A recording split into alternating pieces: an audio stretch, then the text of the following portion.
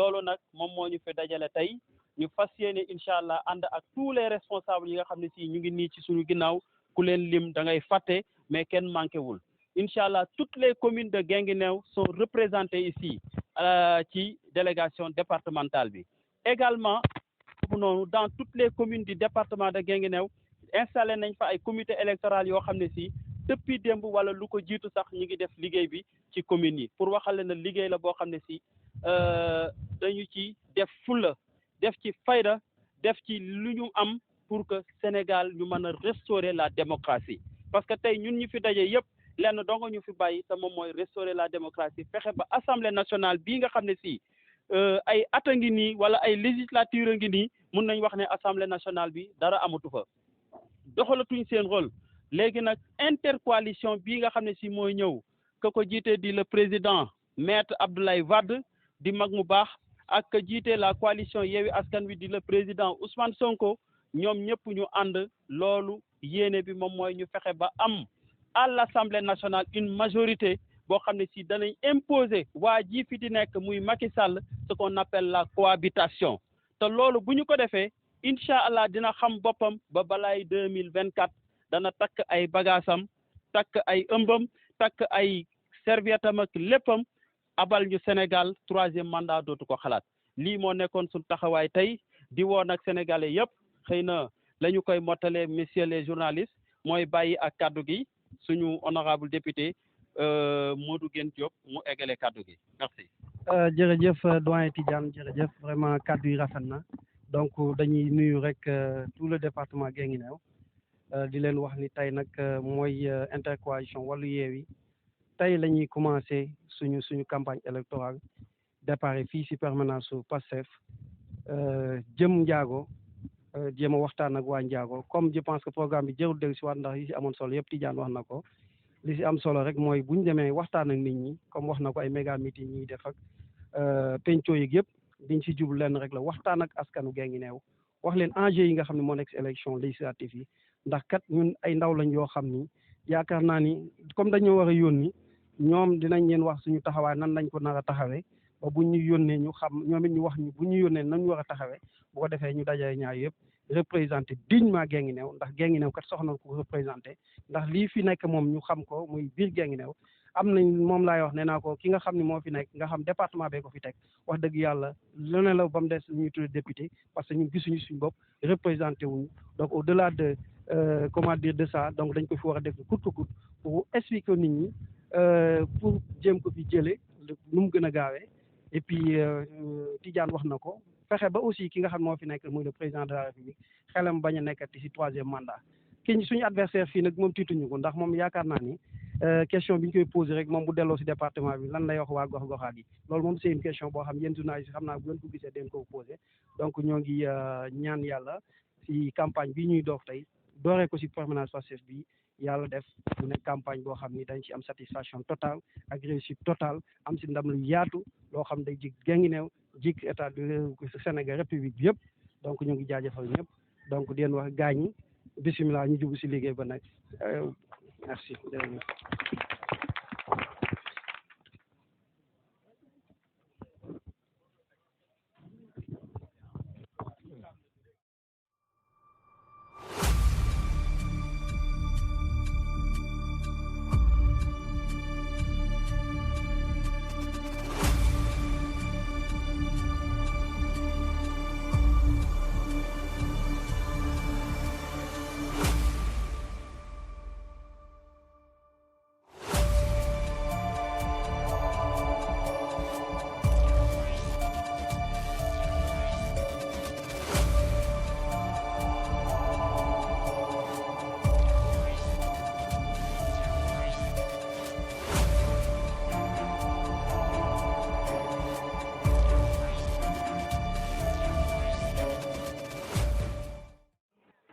tatagal la ñaanal la yàlla defal la ndam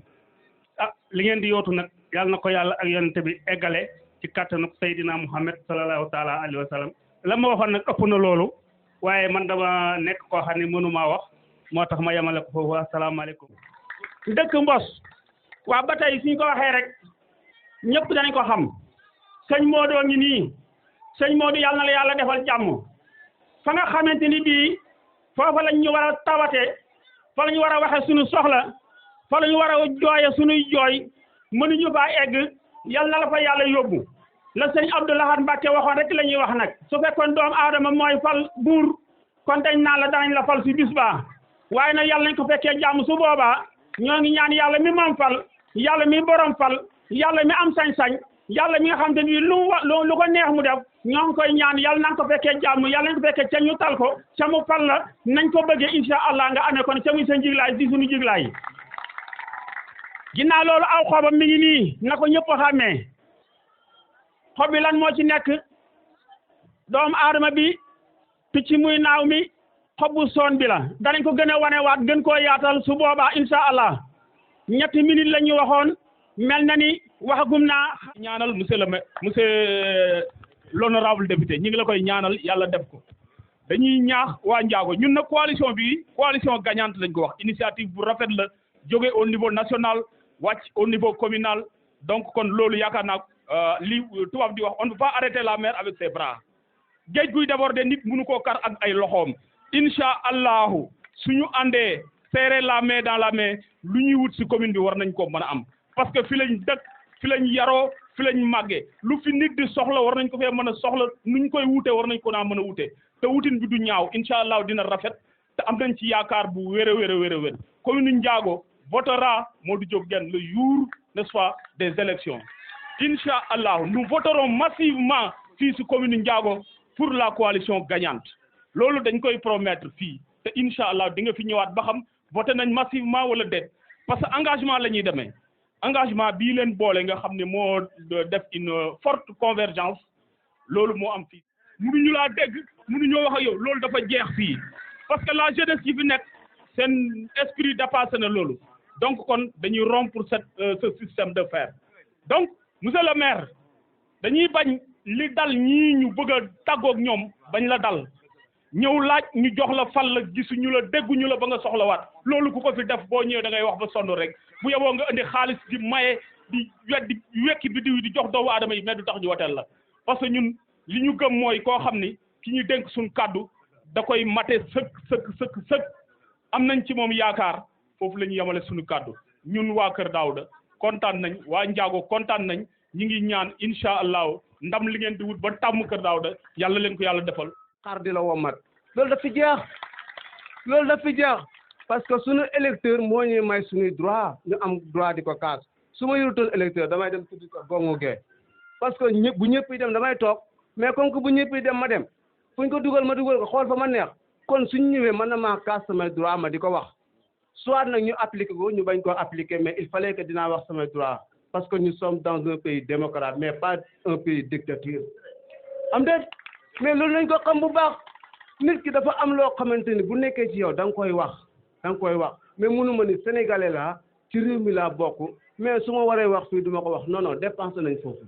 parce que l'expérience fait la différence gis nga la fi amante mag ña moo fi jeex liiral ma fii moo fi jeex fii amatul benn xale bu fi taxaw naan liiral ma ñu jàngul sax nga liir nañ doon naxe suñ mag ñi nag moo fi jeex sama doom liiral ma luñ la wax rek nga ne loolu la déedéet da ngay liir xam gis ko càmbar ko bu baax loolu nag moo fi jeex kon su ko defee ñun jeunesse ci bëgg nañ ku ñu jàppale bu baax a baax li nga xamante ne moo ma gën a marqué mooy dañuy toll foo xamante ne dañ naan jeunesse bi dañ leen di jàppale ñu développé ko ay milliards ñii dañ koy def ci jeunesse bi te ñun duñ ci gis seen bopp benn yoon ñun defal leen jeunesse yi formation mais dafa am loo xamante ni nit ki da nga koy jàngal métier di ko jox ay diplôme mu mën cee fournir réewam ëllëg mais ki nga xamante ni jàngut tey alphabétisme la jàngut école nga ñëw nga ni ko yow carrément mënoo am lii wala mënoo am laa ci loo xamante ni jàngut mais kon ñi nga xamante ni mel ni sama classe bii xamuñu dara ci am njàng ñoom nañ leen di jàppale te ñoo war a jàppale parce que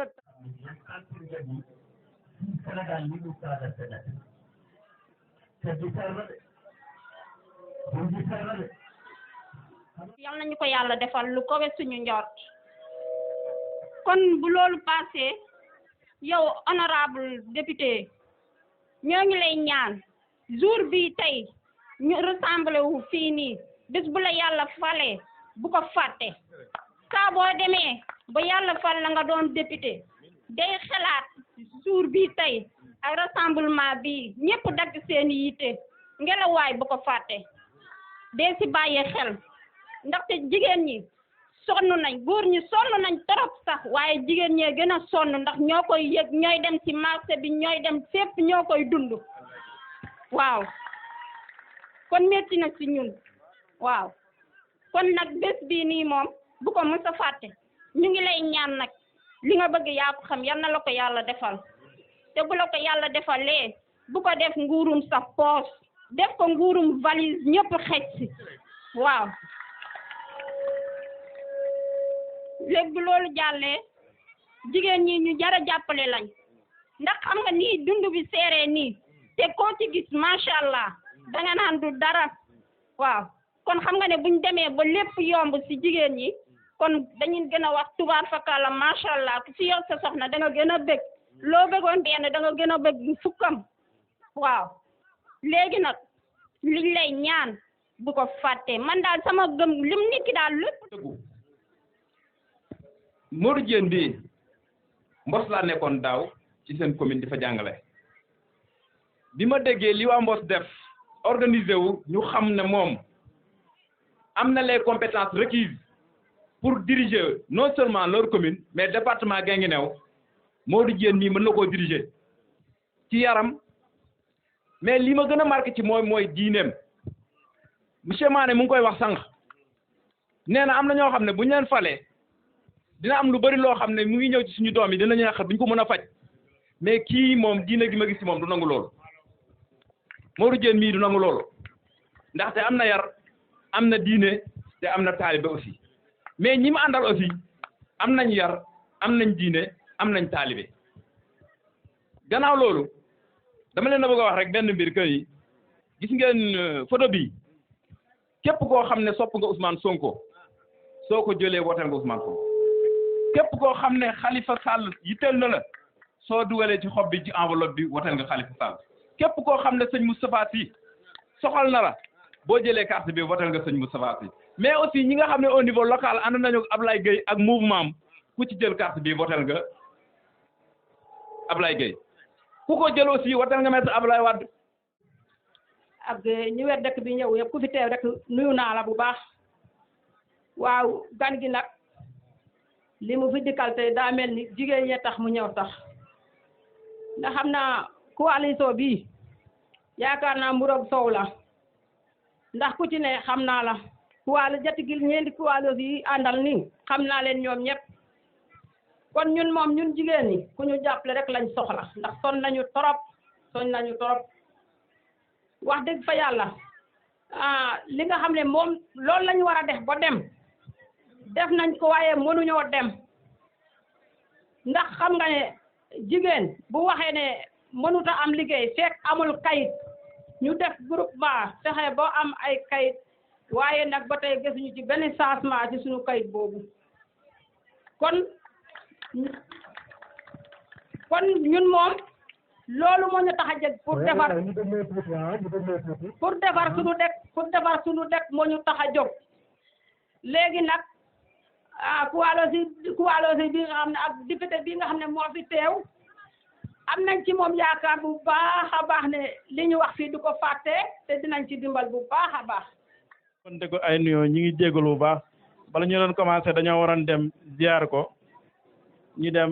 ziar ko ci tabaski bi mais temps bi moo xat moo tax di nuyu également délégation yi jógee ci yeneen dëkk yi muy Ndelle muy Ngaar muy Njaañkoon muy Madina muy Wendu Njolofeen su ma limee damay juum Njaago Ngaaj ñëpp ñëw nañ honorable village yu commune bi yëpp ñu ngi fii tey di la teeru kon di la déglu aussi sa programme te xam nañ ne programme bi ñuy indil programme askan bi la askan bi moo la ñor su la sa poos ñoroon rek da ngay toog fa nga toog di continuer dund loolu xam nañ si dara di wax ne coalition wàllu intercoalition wàllu Sénégal di ko composé mooy yeewi askan bi Leyti Sarr wax na ko ñi composé yeewi bi ak wàllu xëy na am na yeneen bonne volonté yoo xam ne ñi ngi ñëw danañ jàpp si liggéey bi incha allah di nuyu aussi jigéen ñi macha allah seen def kii seen leer yi rafet na macha allah te ndaje bu amul jigéen moom du am xorom kon ñu ngi leen di ziar ba di leen nuyu bu baax di wax ne tey li ñu fi dajale mooy dañuy ubbi campagne ñu tànn Ndiago ne Ndiago la ñuy ubbee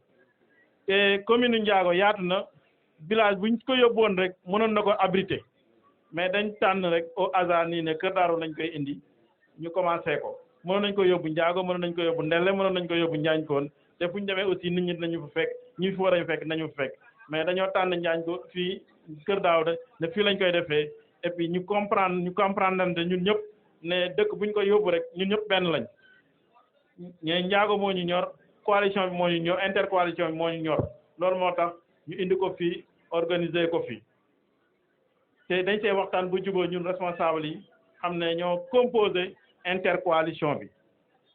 ba retenir ne Kër Daawda c'est bon ñu maintenir loolu meeting bi c'est bon ñu maintenir ko après maintenant on aura un programme de campagne boo xam ne typiquement au niveau local lay doon mu xam ne comité électoral bi moo koy suñu jamono ku ne xam ne dund métti na te Macky Sall moo méttil suñu dund ku ne mën na koo nag ci boppam te ñun ñii nag toog fii di wax ak yéen ci njaboot gi lañ Abdoulaye Gueye doom la man doom laa Baye Diop Guèye bii doom la kon li ngeen di yëg suñuy yaay yi lu ñuy yëg ak suñuy soxna yi lu ñuy yëg na ngeen xam ne moo ñu yëkkati ba tax ñu bëgg a taxaw temm ci département Guinguinéo mais également ci Sénégal dinañ leen ko wax ci wax ju gàtt wax leen lan la Macky Sall namm Macky Sall daa bëgg ay député yu ko layal 3e mandat fii ci Sénégal te moom moo yëkkati woon kàddoom gor ca wax ja ne moom 2 mandat lañ ko ameel bu ci paree dina dem Ousmane Sonko wax na ko ci wax ju gàtt ne na bu ñu buggee régler parce que tam ñun yéen suñuy yaay yéen suñuy soxna yéen a yor tout tànk yi yéen a ñu jur te l'avenir nous appartient suba lay xew ci Sénégalu jàmm ça dépend de la jeunesse suba luy xew ci Sénégalu jàmm ci yéen ñii la dépendre yor ngeen ko mooy seeni carte d'identité seen carte électeur Ousmane Sonko yónnee na Khalifa Sall yónnee na Moustapha Sy suñu sëriñ yónnee na Abdoulaye Wade yónnee na Karim Wade yónnee na ñun seeni doom yónnee nañ te ne bu keroogaa la 31 juillet na ngeen voteel wàllu fii ci département Guinguinéo keneen ku ngeen xam mu dëkk Kaolack na voté Yewwi Askan Wi bu ko defee xam nga ab dëkk dañ koy penco ñun penco moom rek lañ bëgg ndax ñun ñoo bokk réew bu ko defee ñun ñu ëppale ko ay député dootul voté benn loi buy jàll tànk waxtaanuñ ci bu dee góor jigéen la dañ koy waxtaanee bu ko askan wi bëggul ñu ne nañ ko sànni fële bu dee dund gu cher la ñu waxtaanee ko bu fekkee ne baaxul ci askan bi ñu sànni ko fële ak yeneen ak 3e mandat boobu muy waaj fii ci département Guinguinéo nag xam nga dañoo bëgg a daaneel Macky Sall waaye am na daaneel ba pare sëlëm bu ngeen ko bëggee ñu daaneel ko ba pare sëlëm ko jox leen suñu frère Baye Diouf Guèye ñun ci coalition lañ bokk man maay le coordinateur départemental de Yewwi Askan Wi n'est-ce pas waaye dañoo bëgg ñun suñu Sénégal la ñu ñor du yëfu nit pour que nag suñu Sénégal boobu lu mu bëgg mu am ko ëllëg mooy fii ci département Guinguinéo bii rek ngeen di xool bu kenn xool beneen jël leen bii bi nga xam ne portele Abdoulaye Wade moo ci nekk ngeen dugal ko ci urne yi suñu rakk la ñii suñu. en tout cas bala may commencer samay wax dafa am gars yi ngeen fi karoon ba ñuy yuux xam ngeen leen ci élection yi passé woon kuñ doon yuuxoo ci dàgg jafale lu tax ñu rëcc dafa am lu taxoon ñu rëcc wante yaakaar naa ne bii paa du ñu rëcc ndax dañ leen a kar daam waroon nañ gàdd Adama gàdd ñu rëcc wante tey daama ngi nii Adama ma njaay nga nële kon tey waruñoo rëcc fii ci Ndiago te yaakaar naa du ñu rëcc incha allah donc foofu lay commencé di nuyu waa Kër Daawda yëpp di jiital ci nuyoo bi borom dëkk bi suñu baay ji bi jaay di sant di gërëm di nuyu imam di nuyu kilifa yi ci dëkk bi yëpp di nuyu responsable politique yi nga xamante ne ñoo fi daje yu commune bu Ndiago yëpp di leen sant di leen gërëm di nuyu suñu frère Dame ñoom lay fi di nuyu suñu délégation bi ñëw di ci jiital suñu candidat Baye Diop muy le maire dañ Mbos yaakaar naa dinañ ci dikkaat ci présentation di nuyu Ismaïla comme ni mu ko waxee sànq aussi mu nekk le coordinateur départemental de Yewwi Askan Wi suñu frère Tidiane ñu ngi lay nuyu honorable député Anta Sarr monsieur le maire Baye si loolu nag waa Ndiago ñun fierté la war a doon ci ñun parce que l'intercoalition la ñuy wax wàllu yeewu nekkul coalition bu ndaw candidat bi Mbos la dëkk suñu yaay Daba Diouf candidat la Guinguinéo la dëkk Ismaïla candidat la Guinguinéo la dëkk suñu bàyyee loolu lépp ne Ndiago la ñuy commencé loolu yaakaar la kon nag waa Ndiago yaakaar jooju waruñu koo tas man nag fi may waxee ñuy wax nañ ci coalition bi au niveau national mais au niveau local laay wax soo gisee tout à l'heure ma ne warul rëcc fii ci Ndiago dafa am lu fi amoon mu naqari askan bi ñu bëri mooy lu ñu séparé woon kon nag su yàlla ñëwee ñu ànd yaakaar naa war na yomb incha allah ndax opposition bi à Ndiago yëpp ñoo nekk ci coalition bi muy Dame muy Adama muy man ñun ñëpp ñoo fi dajoo kon nag yaakaar naa gars yi waruñu ñëw tëb te bu ñu tëyee ma xam ne ay yaafus lañ te loolu waruñu koo nangu kon nag ci yéen lañ ko yaakaare na ngeen fexe ba incha allah victoire moom à Ndiago xamu fu ñuy wax ci département mais ñu am ko fii man nag yaakaar naa ne ñu bëri xam nañ ci du ma jóg rek di topp nit kon Baye Diop mi suñu ñëwee na ko dinañ la jàppale à Ndiago dañu gis suñu bopp ci moom jeune la ku compétent la ku bëgg dëkkam la ku gëm boppam la aussi te yaakaar naa loolu yéen ñëpp mën ngeen ko seede ci ñun kon nag loolu moo tax ñu ànd ak moom ngir fas yéene ànd liggéey ak moom pour département bi changer parce que wax naa ko keroog département bi ñun ñëpp ay jeunes lañ ñoo ko bokk te mënul am lu dul ñun yeneen département yi wala yeneen régions yi li ñuy réussir Guinguinéo am na ko mooy des jeunes formés fañ leen war a former des jeunes compétents am ay postes de responsabilité fa ñuy liggéeyee li ci des mooy seen askan dëggal leen jàppale leen te yéen a ngi te incha allah dina am donc ñii la ñu am bu leen xeeb te ñun ñëpp incha allah lépp xaj nañ ci tey moom la ëllëg mën naa nekk Ismaïla mën na nekk keneen mën na nekk keneen kon nañ ko xoolee noonu te jàppale ko mooy jàppale wu mooy jàppale Dame mooy jàppale Adama mooy jàppale keneen li tax ñu choisir ko nag mooy li ma leen wax sànq fii nii. Des sans-abri, je me demande si bien est-ce que le Sénégal appartient aux Sénégalais, parce que tout ce qui est merveille ici n'appartient pas aux Sénégalais. Je ne vois pas la liberté là où on paye des impôts de colonialisation. Même nos présidents agissent au faveur des colons. Par exemple, nous faisons faire pétrole, sous-maritime, agricole, tout le sous-maritime, même nos personnes civiles. J'ai l'impression que tout ce que nous avons, on l'a emprunté, notre langage, notre monnaie. Est-ce que c'est ça la liberté? Waaw góor jigéen la di gën a fonk ci sëriñ ñu ko taalibeem ani ngorok jom ay julli ko toll ñoom lii de daf ñu war a jomb en tant que góor ak góor di seq loolu mën a sax de daf ko seetlu te buñ jugee di jaay lam nim bu rek ku nekk ci wax di naan barkeel seexu jaay nañu seen ngor jënd ko dërëm di daw leer ñu ci jënd dem ani ñi fan la ñu jëm fi ñu jëm li fa ndëb di leen dem dërëm mu dem seen ngëm ñàkku xëy mi tax na seen baa ngi gën a ñëpp am jot bu bëri taxa naa la jaa ngi fees teglu suñuy bët loolu tax na tubaab fii jël lu bon xam ko suñu ët boole koo ki propos yu dul jeex de naan la yaay saataan nga bisa bu la neex addinaa ngi taf te kenn du kaas ok mais tàccu leen boor góor gi jën formation lesbienne lim bi faw nga tànn ci benn te amul benn bu ci gën yi yëpp bon xalif généraux yi président ba ci député xeex bi yéen a ci war a njëkk xeebuñ xale mag ndaw jullit chrétien na ñëpp jóg booloo te ànd loolu ñoo lank loi bi duñ ko validé mu suñ ko nangu rek ëllëg daañu dekk mbokk xam sa bopp gën ñu naan la yaa di kan te bi képp di bañ di ko gën day jéem a ci ñuy gën ma ci sa bopp ci ñi la toog bañ sañ te ñu école ci ñi leen toog maa ki lay wax lii ndax moo lay aar fii laaj baa ngi jeex di yaa ngi xëccoo fii kuy ram di la boot bu amee oto yóbbaale la kii am na suñu jot moo tax ñu di ko yow la ba ñu ko ci wet bu di sa gox defe ko ñu gën ko dox commerce agriculture dara doxal suñu gox nañu aar suñu gox mën a sàmm suñu wax dañu sonn seen i nax tey ñu bini seen i cax njaago nañu yow Abdoulaye Dieye lañu wóolu moom ñu dëkk bi xam bu nekk ci dëkk bi soxla yi dëkk bi tax mu kër di ci wuti ci indi bi fajal ñu soxla yi dëkk bi dagati bu mu gàtte yi loxo yi nit day am ambition te kii am na ambition donc kaddu yoo xam ni kantu sant la ak ngërëm population commune de Ndiago yëpp ndax lii yombut ndax ku ne xam na tabaski nu mu toll ci Sénégal ku ne xam na tamit lu ñu laan lendemain tabaski ndax tabaski ñetti fan la donc bu fekkee tey malgré ziar yi ngeen wax def yëpp ngeen bàyyi ko ñëw fii cër la boo xam ne jox ngeen ñu ko donc mënuñu def lu sant di leen gërëm donc dañuy sant yàlla ba ñu ne dañuy commencer suñu campagne Ndiago gi te xam nañ ni am nañ ci yàqeen Ndiago danañu jig incha allah donc di gërëm aussi ñi nga xam ne ànd na ak ñoom fii honorable Ismaïla Diallo honorable Anta Sarr di gërëm la délégation honorable Daba Diouf monsieur le maire Cheikh Sock ak ñëpp ñoo xam ni le premier adjoint maire de Mbos Cheikh Tidiane Babou ak ñëpp ñoo xam ni ànd nañu moom ñëw fii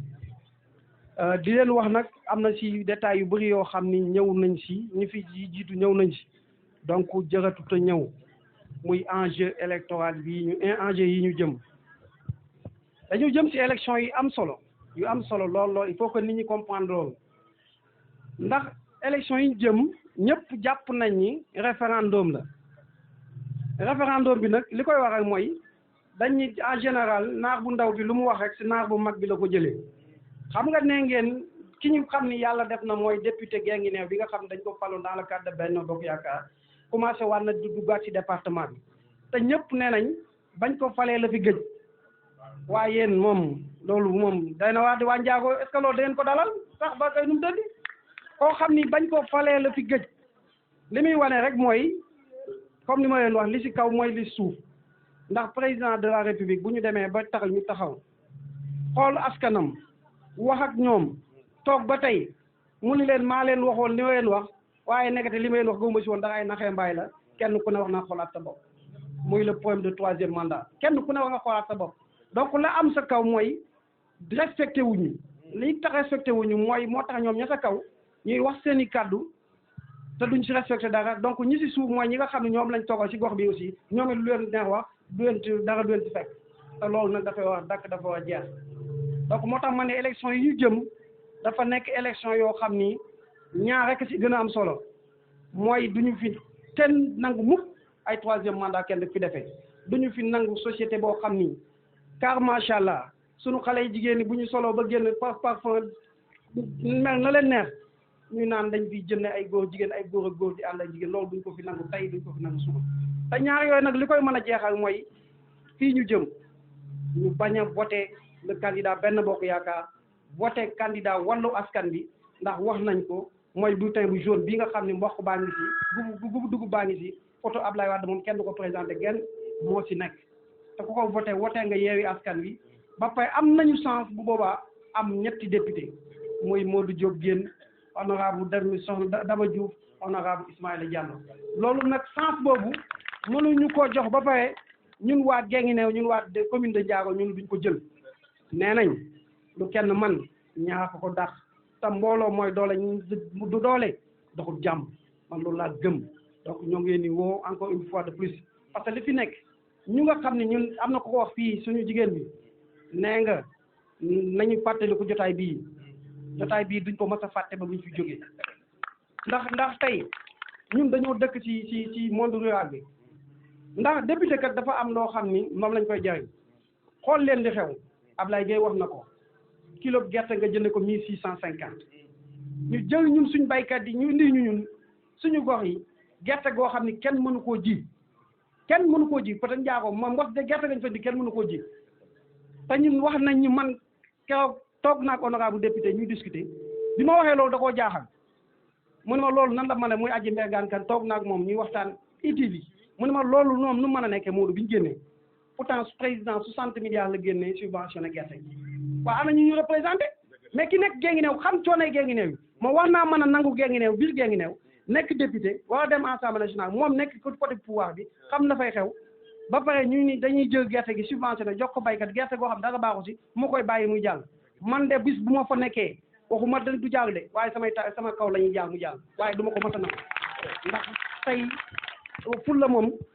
yaakaar naa ni de nee nañ mooy jaay Dakar duñu ko nangu ndax amuñu lu suñu askan amuñu lu département de Guinguinéo lu ñu am jamono ji Guinguinéo moo ñu ko gënal ndax Guinguinéo ñu tax ñu mën a taxaw fii di wax donc population Guinguinéo ñun li ñuy ñaan bëgg ko mooy modèle député bu bees député boo xam ni du ay yitte boppam rek du ko ñor duñ ko def ñaanuñu yàlla aussi nekk député boo xam ni dañuy toog 5 ans ñu ñëw fii di leen xool naan leen waa ñoo ngi tuub tey jéggul rek tuub tey jéggul ñaanuñu ko yàlla def dañu ñaan ñaa nga député nekk député boo xam ni député modèle lay doon député boo xam ni député askanu Sénégal lay doon député boo xam ni xam nañ coonay Sénégal député boo xam ni dinañ def lu ñu mën ak lu ñu mënut ñu changé ñu dundee Sénégal moom màggat mu am téeméeri at ak juróom fukk fépp fay métti foo laa rek rek la ci teg moo tax jërul sax di lim li la liste est extrêmement longue jërul ñu si dem donc ñoo ngi leen di ñaan di leen sensibiliser wax leen ni au soir du 31 juillet 2022 dañ leen di ñaan ngeen ngir yàlla ngeen woteel la liste wàllu liste wàllu bu ngeen ko wotee ngeen Yewwi Askan Wi su ko defee bu ñu demee assemblée nationale bële luñ taxaw ba koo def ñu indi motion de censure ni du fi amee ñu représenté dignement ñu xam ni ay doomu Guinguinéo ñoo fi nekk te wax dëgg yàlla nag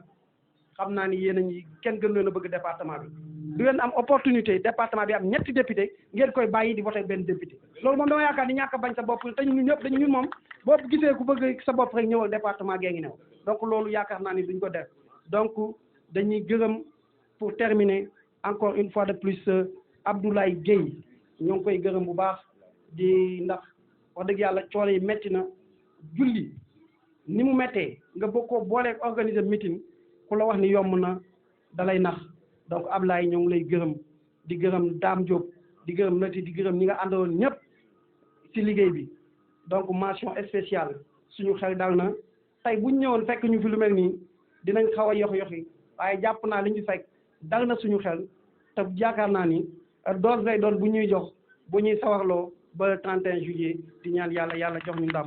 di gërëm ñëpp di sant ñëpp wax leen daal Modou Diop a ngi génn mi ngi noonu ajaraat honorable Daba Diouf mi ngi noonu honorable Ismaïla Diallo mi ngi noonu honorable Anta Sarr ngi noonu mu ñu ñeent ñëpp ñoo xam ni lenn rek moo ñu yitteel mooy le développement de Guinguinéo ànd ko doomu comment dire njaago yi ñu fekk pour ñu